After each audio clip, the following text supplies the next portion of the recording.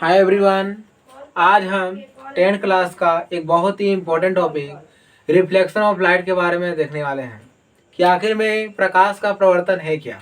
क्योंकि एग्जाम में इससे रिलेटेड 1 नंबर 2 नंबर और 5 नंबर क्वेश्चन पूछे जाते हैं कि आखिर में प्रकाश का प्रवर्तन क्या है, इसके प्रकाश के प्रवर्तन के नियम कौन कौन हैं, कितने होते हैं और कौन कौन हैं, और प्रकाश के प्रवर्तन के नियम से कुछ डिफिनेशन यानी परिभाषा पूछे जाते हैं कि आपतित किरण क्या है, परावर्तित किरण क्या है, आपतन बिंदु क्या है, अभिलंब क्या है, समतल कोण क्या है।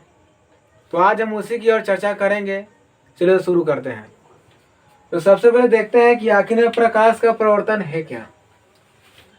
तो याद रखिएगा जनरली बात कि जब किसी माध्यम में कोई प्रकाश का किरण जा रहा है और किसी सतह पर टकराता है और टकराने के बाद ध्यान रखिएगा इधर, जैसे मान लेते हैं कि यहाँ मेरा दीवार है, ठीक है, और यहाँ प्रकाश का किरण जा रहा है, ठीक है, गया ऐसे टकरा गया दीवार पर और टकराने के बाद जैसे ही वापस इधर आ गया, यही आपका टकराने के बाद वापस उसी माध्यम में वापस लौट जाता है। तो वही यहाँ कहा कि प्रकाश का किरण गया वापस उसी माध्यम में आ गया, तो इसी को हम प्रकाश का प्रवर्तन कहते हैं। इसका परिभाषा यही कहता है कि जब किसी चिकनी सतह से चलकर किसी माध्यम पर पड़ता है तो उसी माध्यम में यह टकराने के बाद उस सतह से टकराकर उसी माध्यम में वापस लौट जाता है। इसी घटना को प्रकाश का प्रवर्तन कहते हैं। और जो लौट जाता है, जिस सतह टकराकर लौटता है, उसी को प्रवर्तक कहते हैं। और प्रवर्तक 2 प्रकार के होते हैं, एक आपका नियमित प्रवर्तक, एक आपका अनियमित प्रवर्तक।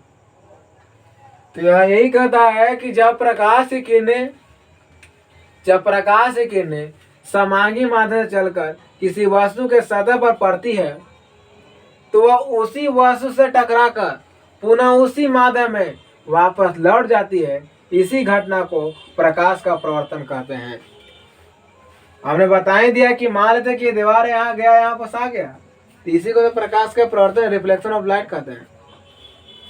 और भी कहता है कि प्रकाश जिस सतह से टकराकर अपने ही माध्यम में लौटता है, मतलब मान लेते हैं ये जो वस्तु से टकराया, इस वस्तु तो मेरे लिए प्रवर्तक का कार्य किया, इसी को हम प्रवर्तक कहते हैं, ठीक है। और कहता है कि प्रवर्तक 2 प्रकार के होते, लिख दिया कि 2 प्रकार के होते हैं, यानी दे आर 2 काइंड ऑफ प्रवर्तक। एक आपका नियमित प्रवर्तन हो गया, एक आपका अनियमित प्रवर्तन हो गया। तो बात आ रहा है कि अब नियमित प्रवर्तन क्या है। तो कह रहा है कि जब प्रकाश की किरणें किसी चिकनी या चमकीली सतह से चलकर नियमित रूप से परिवर्तित हो जाती है तो उसी को नियमित प्रवर्तन कहते हैं। और जब किसी प्रकाश की किरणें रुखरी या चमकीली सतह से चलकर अनियमित रूप से परिवर्तित हो जाती है तो उसी को अनियमित प्रवर्तन कहते हैं। जैसे यहाँ देखिए, फिगर देखिएगा, लिखा हुआ है कि जब प्रकाश की किरणें चिकनी या चमकीली सतह पड़ती है तो अनियमित रूप से क्या होता है, रूप से परिवर्तित हो जाती है, उसे ही नियमित परिवर्तन कहते हैं।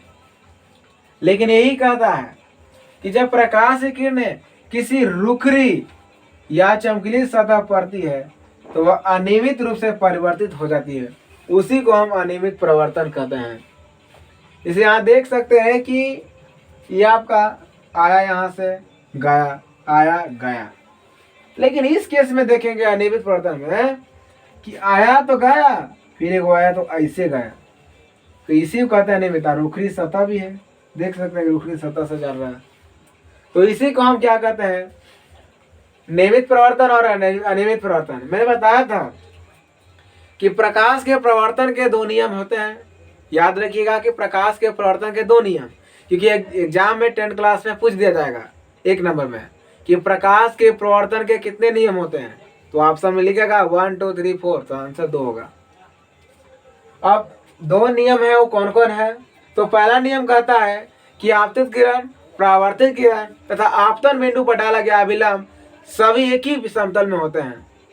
और दूसरा नियम कहता है कि आपतन कोण और परावर्तन कोण आपस में बराबर होते हैं, यानी कोण I बराबर कोण R, क्योंकि आपतन कोण को I द्वारा इंडिकेट करते हैं और परावर्तन कोण को R द्वारा सूचित करते हैं।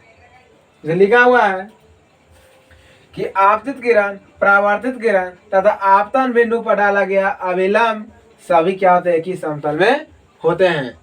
दूसरा लिखा है नियम कि आपतन कोण परावर्तन कोण के बराबर होता है, अर्थात कोण I बराबर कोण R। तो आज हम प्रकाश के प्रवर्तन से रिलेटेड देखें।